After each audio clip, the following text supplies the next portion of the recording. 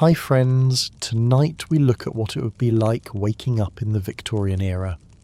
You open your eyes to the sound of hooves and boots striking wet cobblestones, the heavy rhythm echoing through the thin walls of your tenement.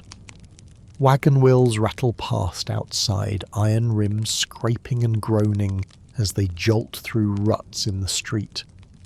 Horses snort in the morning air, their hooves striking stone in a steady beat. From the alleys you hear the cries of vendors hawking bread and coal, mixed with the sharp clang of a hammer on iron. The city is already alive, pressing in with noise, weight and motion before you have even risen from your bed. You're in a one-room tenement in Victorian London. The room around you is dim, its single candle stub burned down to a puddle of wax. The plaster walls drip with moisture. A low ceiling presses down on you, heavy with the smell of coal smoke that seeps in from the street. The air itself is your first enemy. It is thick, gritty and sour, a mixture of coal dust, wood smoke, horse manure, rotting refuse and stagnant dampness. Every breath scratches at the back of your throat, and before long your lungs ache with each inhale. The famous London fog is not mist from the river. It is smoke, soot and industrial exhaust that coats the insides of every building, every window, every lung. For families who live here, the smell is constant. For you, it is suffocating. The streets outside are narrow and crowded, paved with slippery cobblestones and littered with scraps of food, dead animals, and chamber pots emptied from upper windows. Even the rats and stray dogs scavenge freely. Flies swarm around piles of waste. In the warm months, the air is heavy with a sour stench that makes your stomach turn. In the winter, the cold cuts into your skin, but the smoke never clears. Inside, hygiene is little more than a word. Families share water drawn from a single pump in the yard, and sometimes that same water is shared by dozens of households, spreading sickness quickly. Baths are rare, perhaps once a month, and usually nothing more than a quick scrub with cold water in a metal tub, reused by each family member in turn, leaving the water cloudy, greasy and faintly sour. Soap is precious, so clothing is worn until it grows stiff with dirt and sweat. Lice crawl at collars and seams. Fleas infest straw mattresses. Skin diseases spread quickly. The stench of sewage clings to every breath you take. In many neighbourhoods, open ditches or overflowing cesspools run alongside the streets. In 1858, a sweltering summer turned the Thames into an open sewer, a foul brown river whose odour drifted across the city. The newspapers called it the Great Stink, and the smell was so unbearable that lawmakers at Westminster covered their faces with cloth soaked in vinegar as they argued inside Parliament. Imagine that odour seeping into your nostrils every day, every hour with no relief. It clings to your skin, clothes and very breath. Your stomach twists with hunger. And make no mistake, breakfast is no feast, just the crust of bread, hard at the edges, softened only by spreading it with dripping congealed fat skimmed off yesterday's stew.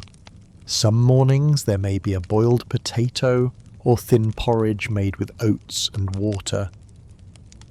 Children are sent to bed with bellies still growling.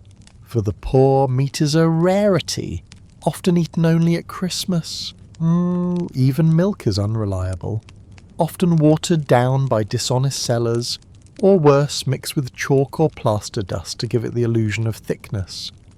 Drink it and illness often follows within hours.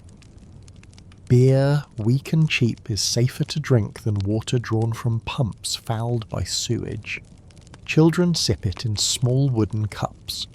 Adults depend on it to quench thirst and dull the hunger pains. Malnutrition's everywhere.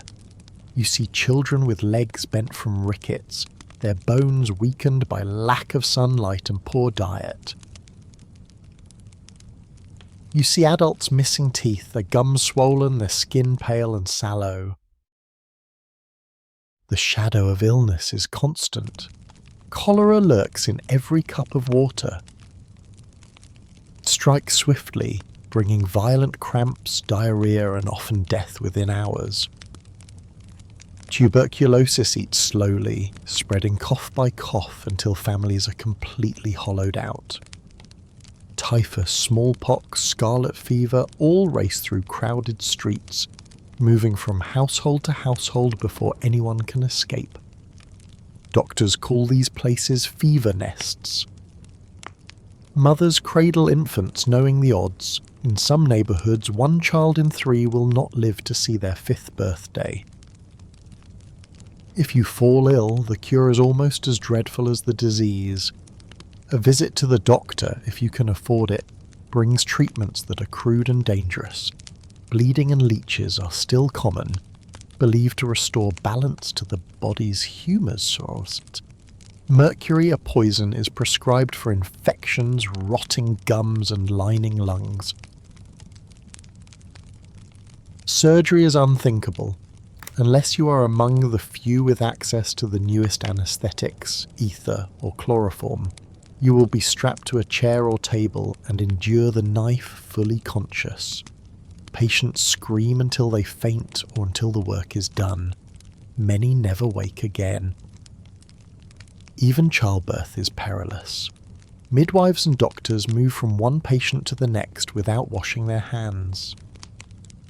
Infection spreads invisibly, striking mothers in the hours after delivery, stealing breath, strength and hope before help can ever arrive. Puerperal fever takes thousands of women each year. A modern visitor waking in this world would not only be shocked, they would be terrified to even seek help. Day to day, survival itself is the victory. To endure the stench, to fight off hunger, to dodge illness long enough to see another dawn. For the poor of Victorian London, life is lived on a knife's edge, fragile and fleeting. For someone from the modern world, with expectations of clean water, fresh food and safe hospitals, it would be nearly impossible to last even 24 hours. And all this is only the beginning. Chapter 2. Behind the Gilded Doors. Leaving behind the narrow and smoke-choked alleys, you walk just a mile, yet it feels as though you have crossed into another country. The cobblestones are wider here, evenly laid and swept clean each morning. Gas lamps line the road in neat intervals, their steady glow banishing the shadows that swallow poorer districts. The houses are tall, elegant, their facades of pale stone framed with polished iron railings. The noise of the slums fades. Here the city hums softly, restrained and orderly. A carriage draws up to a townhouse, its lanterns glowing like eyes in the fog. A lady emerges, her gown rustling with silk, the train of her skirt gathered in one hand. Her jewels catch the dim light, casting fleeting sparks as whispers follow her graceful, deliberate steps. Pearls glitter in her hair, catching the gaslight as she lifts her chin. Behind her, a gentleman adjusts his gloves, his cane tapping lightly as he ascends the steps. The brass knocker gleams. The door swings open, and you glimpse the golden light spilling from within. Inside, the air is entirely different, warm, perfumed, and still. You stand on marble tiles that echo beneath your shoes. Each step reverberates faintly, carrying your presence into the vastness of the hall. A chandelier drips crystal light across a hallway lined with portraits in gilt frames. The silence here is not the absence of sound, but the careful layering of comfort, footsteps softened by thick carpets. The clink of glass muffled by velvet drapes, every noise controlled and curated, as though the room itself demanded silence and poise. Servants move quietly in the background, adjusting curtains, lighting candles, carrying trays. They are present but almost invisible, trained to blend into the scenery of wealth. In the dining room, the table stretches long and gleaming, set with porcelain plates, crystal goblets, and silver cutlery polished to a mirror shine. White linen falls in perfect folds, and tall candles flicker in heavy brass holders. Dinner begins with oysters, served on cracked ice and garnished with lemon. Roast beef follows, carved by the master of the house with ceremony.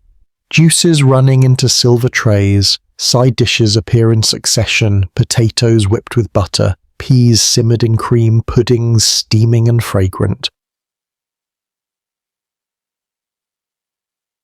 Servants move with precision, topping glasses of claret, bringing sauces, replacing plates.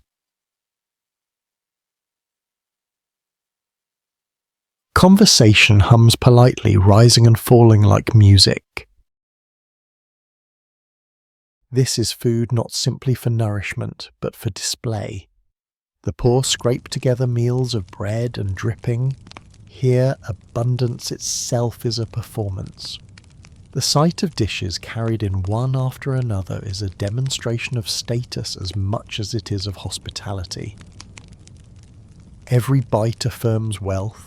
Every sip of wine underscores refinement.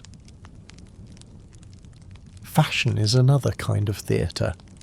The gentlemen at table wear coats tailored to their shoulders, waistcoats stitched from brocade, and boots polished so brightly they reflect the candlelight. Chains glint at their waists, each watch ticking in unison with the rhythms of the evening.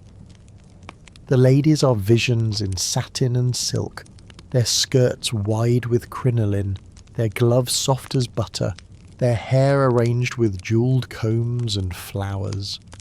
Fans flutter to signal interest or conceal amusement. A single misplaced accessory, the wrong colour glove, a gown out of season, any of these could bring whispers behind one's back.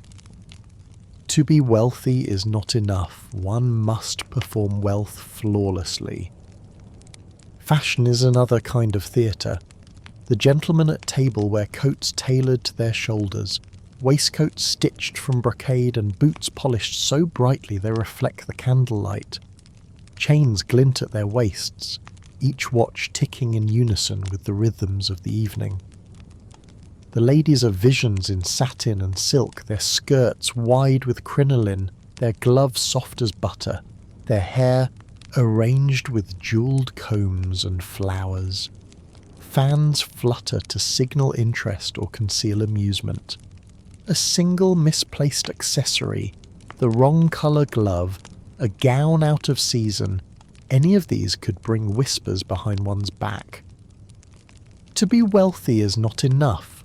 One must perform wealth flawlessly. After dinner, the company moves into the drawing room. A pianoforte gleams beneath more candlelight, and soon music spills into the air. Sometimes it is Chopin, played softly by a daughter of the house, her fingers moving deftly over the keys. Sometimes it is a hired quartet, filling the chamber with string harmonies that lift above the murmured conversation.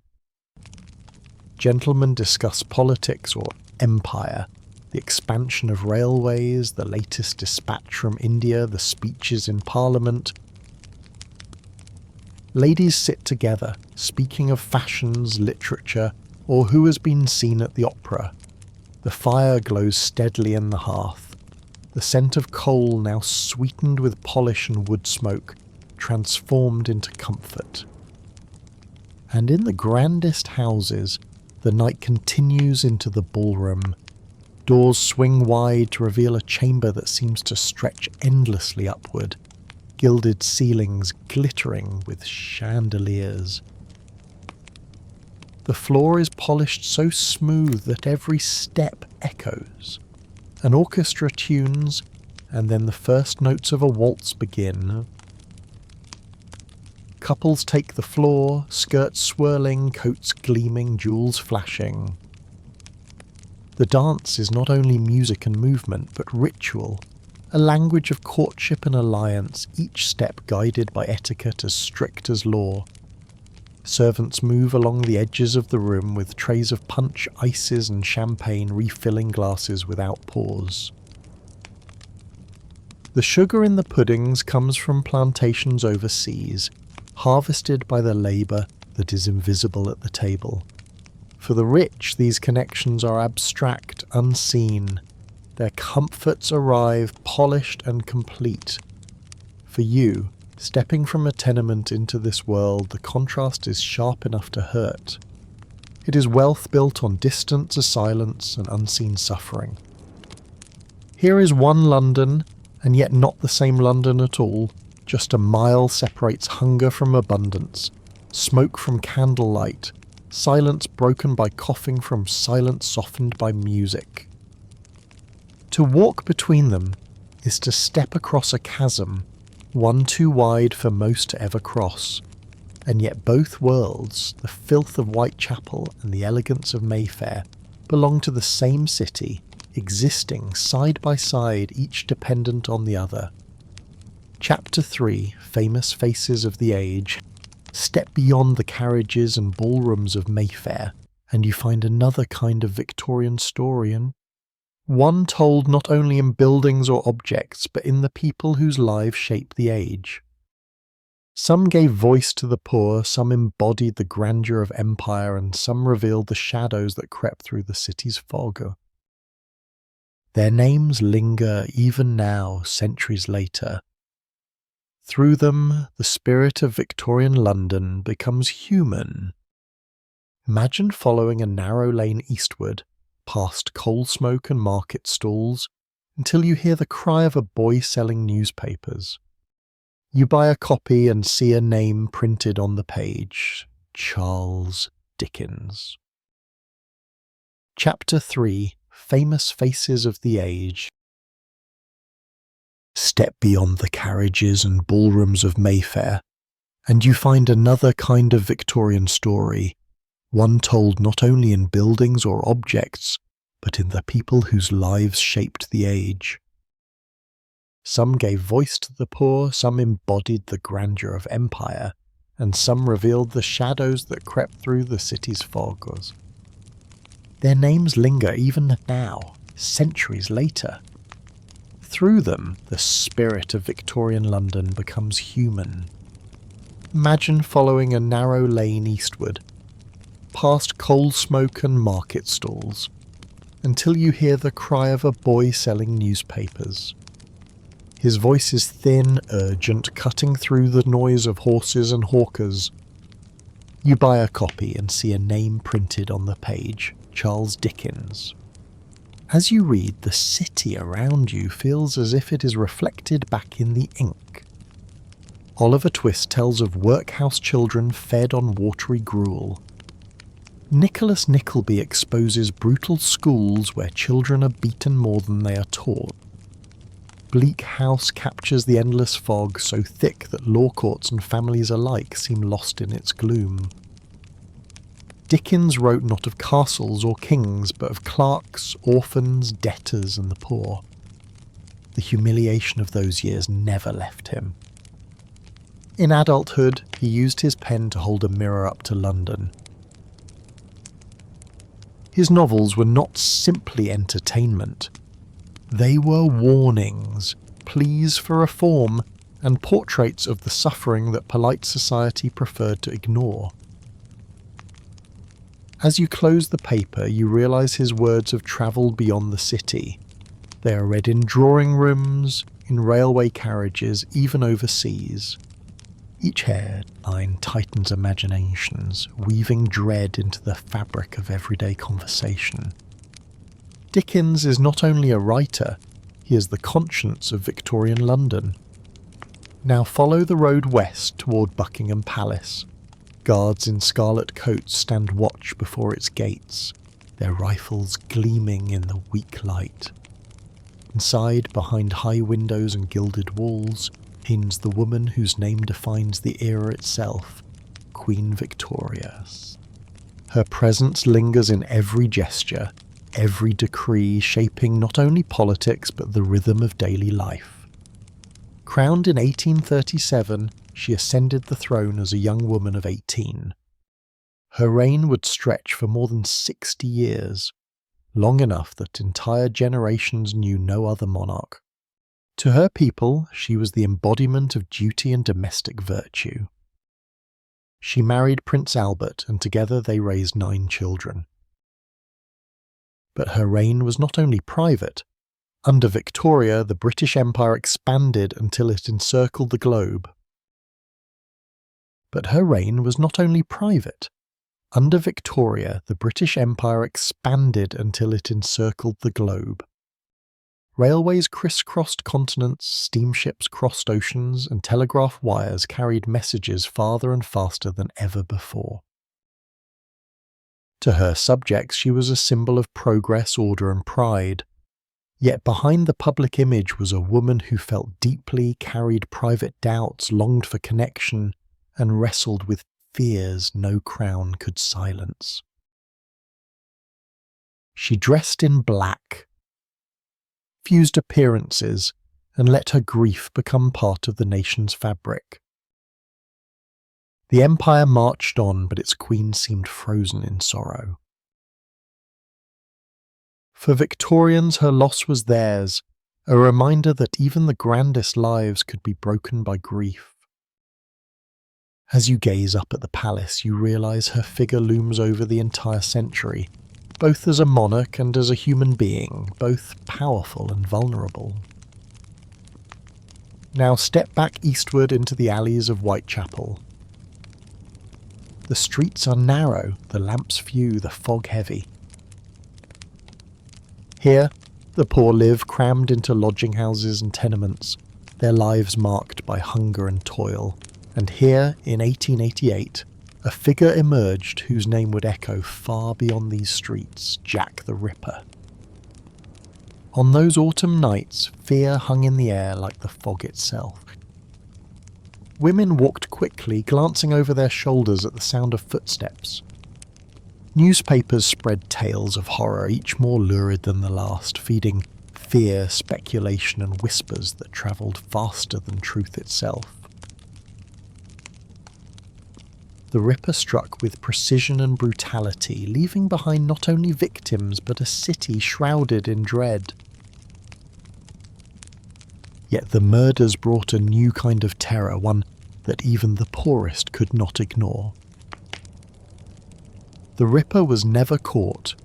Letters, some real, some false, arrived at police stations, taunting those who tried to stop him. His shadow became larger than life, a reminder that even in a city of gaslight and empire, darkness thrived in its hidden corners. For a modern visitor standing in those alleys, the fear is palpable.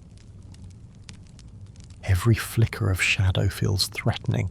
Every echo of boots behind you feels too close.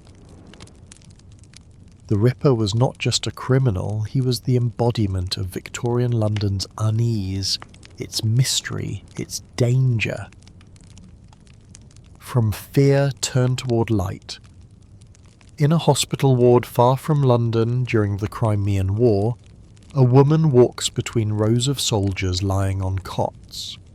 She carries a small lamp, its glow illuminating her face as she bends to check a bandage, a fever, a wound. Her name is Florence Nightingale. Before Nightingale, nursing was barely recognised as a profession. Hospitals were dirty, dangerous, and chaotic. Soldiers often died not of wounds, but of infections spread by neglect. Nightingale changed this. She brought order, cleanliness, and compassion. She kept records, measured outcomes, and used data to argue for reform. In London, she later founded a nursing school that trained women from across the world. Her nickname, the Lady with the Lamp, captures the image that lived in the public imagination. a figure moving gallantly through dark wards, bringing comfort where there was pain. But behind that image was fierce determination, a refusal to accept that suffering was inevitable. For you, stepping into that ward, the smell of carbolic acid and illness lingers in the air. But the presence of Nightingale offers something rare in the Victorian age: hope. And finally imagine standing at the edge of the Thames, watching a massive iron ship rise from the slipway. Smoke pours from the engines, cranes lift beams into place, and at the centre of it all stands a man in a tall hat, a cigar clenched between his teeth. This is Isambard Kingdom Brunel. Brunel was a visionary engineer, building bridges, tunnels, railways, and steamships that seemed impossible in his time. He dug beneath rivers, spanned valleys with arches of iron, and launched ships longer and heavier than any before. To Victorians, his work was proof that human ingenuity could conquer nature itself. To you, his world feels alive with energy. Sparks fly from forges, engines roar, and steel takes shape under hammer and rivet. Brunel represents the spirit of the age, restless, ambitious, unafraid of failure. His projects sometimes collapsed, sometimes bankrupted investors, but his determination reshaped the very landscape of Britain. Through these figures, Dickens, Victoria, the Ripper, Nightingale, Brunel, the Victorian world takes on faces, voices, and stories. Each reveals a different truth. The suffering of the poor, the weight of monarchy, the terror of crime, the light of compassion, the drive of invention. Together they form a mosaic of an age both brilliant and brutal. For a modern visitor, to walk among them is to feel the pull of history itself, human, flawed, powerful, and unforgettable. Segment 4, The Gilded Mask of Power. Step into the palace again, but linger this time. Don't hurry through the quays as a visitor would. Move slowly, as if the very air were heavy with the centuries of expectation. The walls rise in smooth stone polished by countless hands, yet still cool to the touch. Torches and lamps throw their light across the floor, but the light feels swallowed by the immensity of the space. Every corridor is longer than the last, each one lined with portraits that seem to watch, silently reminding her of the legacy she carried. The eyes of the painted ancestors never blink, never forgive, never allow her to forget. Above, the ceilings stretch so high that candle flames flicker like stars lost in a painted sky. They are covered in frescoes of triumphs, heroes slaying beasts, gods descending to crown kings, figures marching in victory.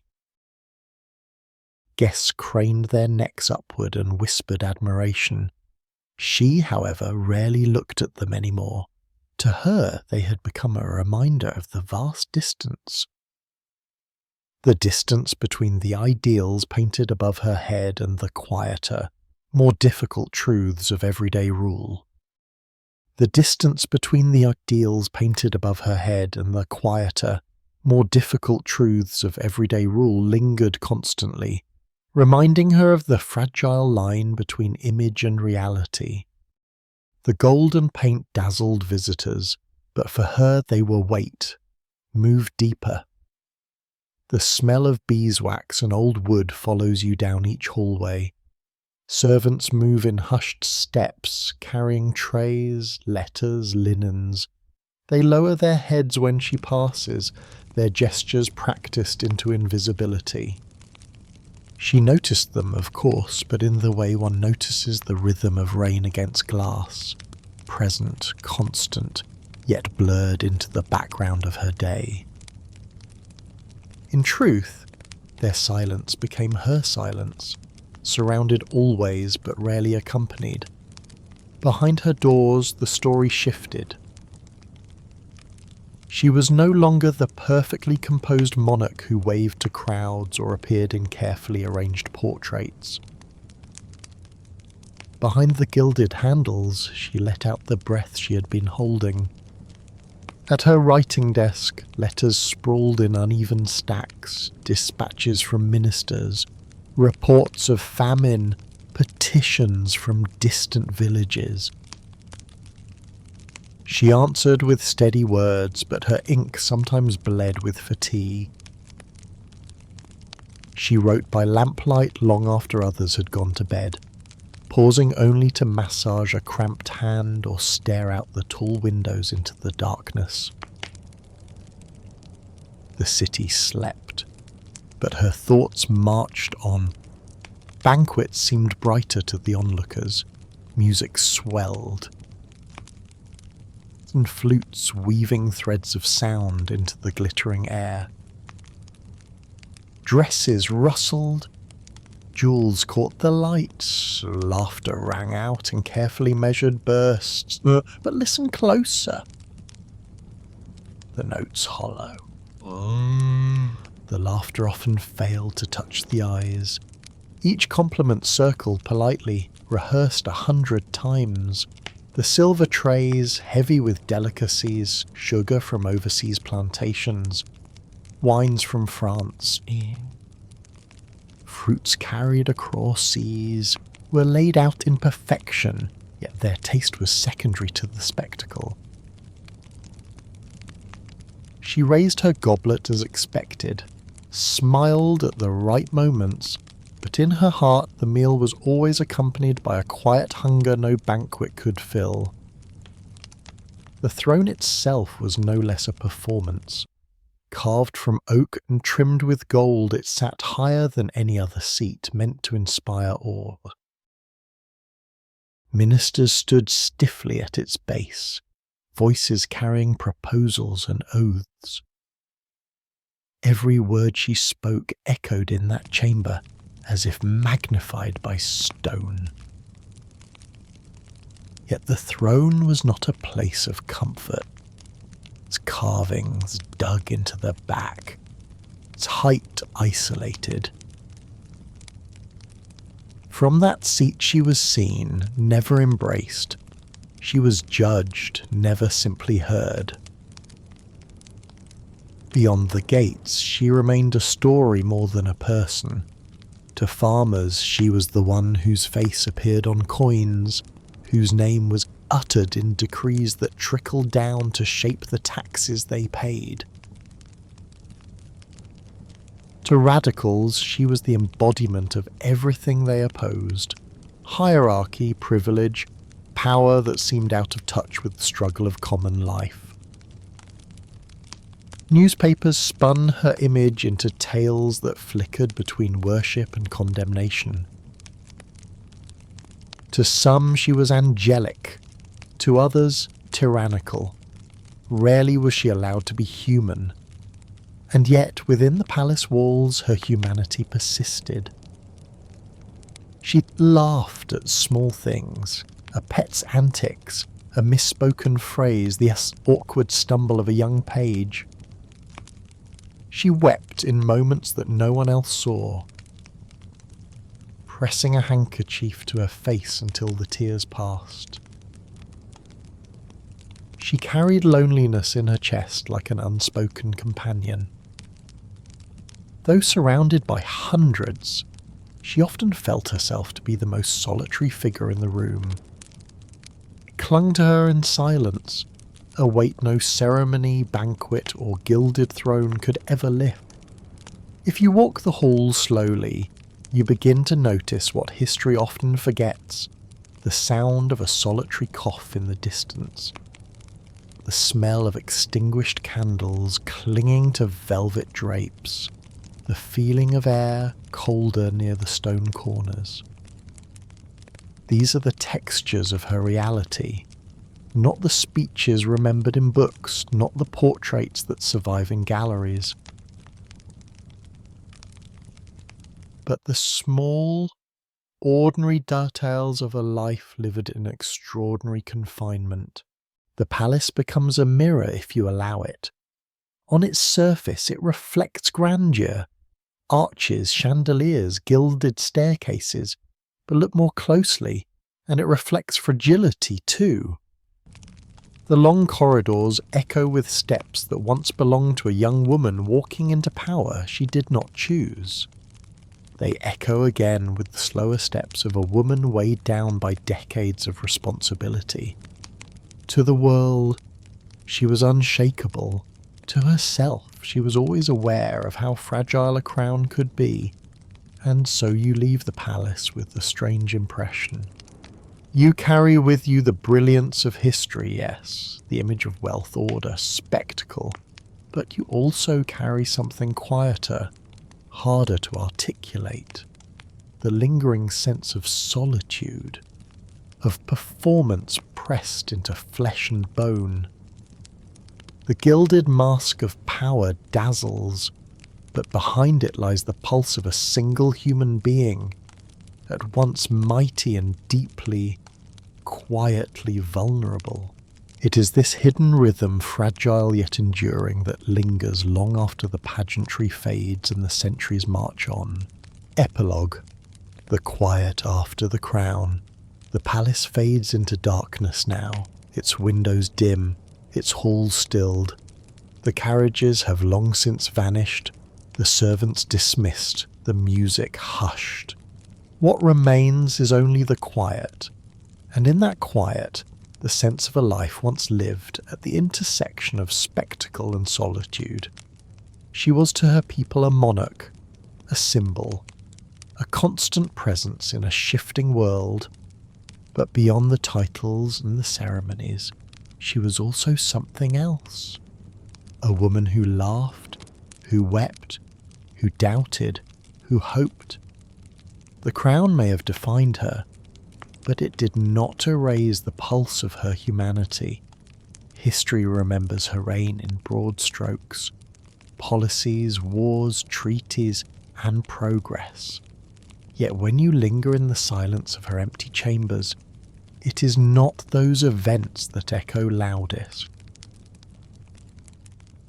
Instead, it is the quieter truths, her footsteps across marble, her pen scratching in lamplight, her unspoken prayers whispered into the dark. These are the details that slip through the cracks of history books, yet they are the very things that remind us she lived, truly lived, within her century. Step back into the night, away from the palace walls.